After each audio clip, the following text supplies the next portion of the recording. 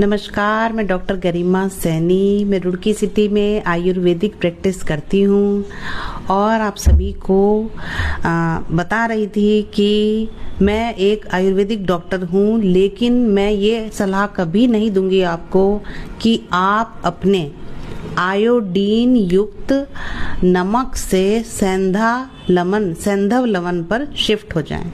ऐसी सलाह मैं किसी को नहीं देती हूँ और ना दूंगी। उसका भी एक कारण है। देखिए, ऐसे ही सरकार ने आयोडाइज्ड नमक नहीं बनाया है। कुछ केसेस, कुछ नहीं बहुत केसेस, करोड़ों में केसेस मिले हैं, उनके ऊपर जांच पड़ताल हुई है, फिर टेस्ट हुए हैं लोगों के, तब जाकर ये बात पता चली है कि ये जो हमारी थायराइड ग्लैंड है, इसको आयोडीन की आवश्यकता है।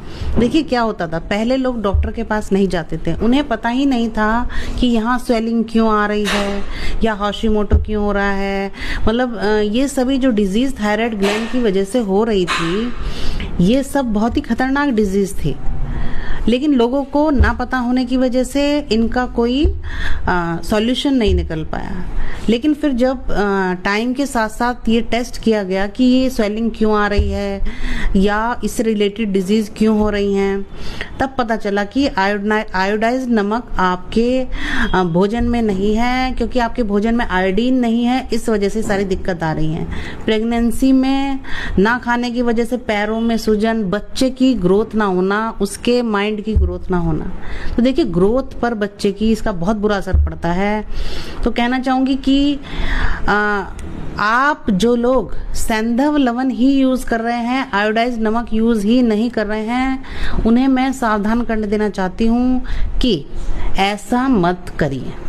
आपकी बॉडी को सोडियम की आवश्यकता भी है, जो कि उसमें सोडियम भी रहता है, आयोडाइज्ड नमक में आयोडीन रहता है।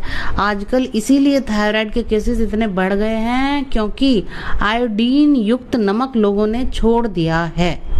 पहले जमाने में तो डली वाला नमक चलता था, उसको तोलकर खाने में डाला जाता था, खूब खूब खाना बनता था, जॉइंट फैमिली होती थी, ठीक है। पहले आयोडाइज्ड नमक नहीं होता था, लेकिन आजकल के पढ़े लिखे लोग आयोडाइज्ड नमक को छोड़कर, जबकि ये जानते हैं कि इसमें आयोडीन है, उसको छोड़कर सैंधव लवण पर स्किप कर रहे हैं। देखिए, मैं आयुर्वेदिक डॉक्टर हूँ, लेकिन ऐसा मैं नहीं कहती हूँ कि आप लगातार अपने खाने में सैंधव लवण ही डालें।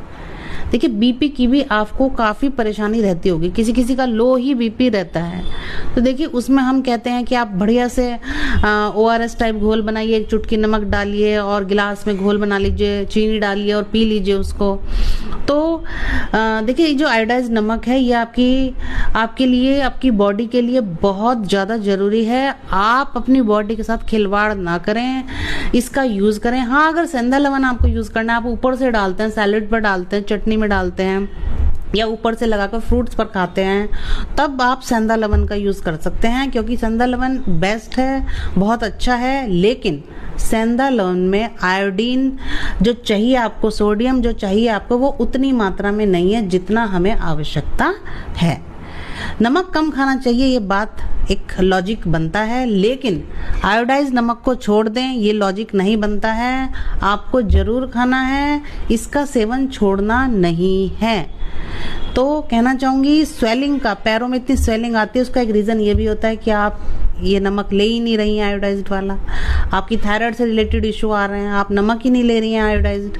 तो देखिए, कहना चाहूंगी, सब लोग आयोडीन युक्त नमक लेना स्टार्ट कर दीजिए, क्योंकि ये आपकी हेल्थ का सवाल है, आपकी जिंदगी का सवाल है। और आयुर्वेद को फॉलो करते रहिए मेरे साथ। जय आयुर्वेदा।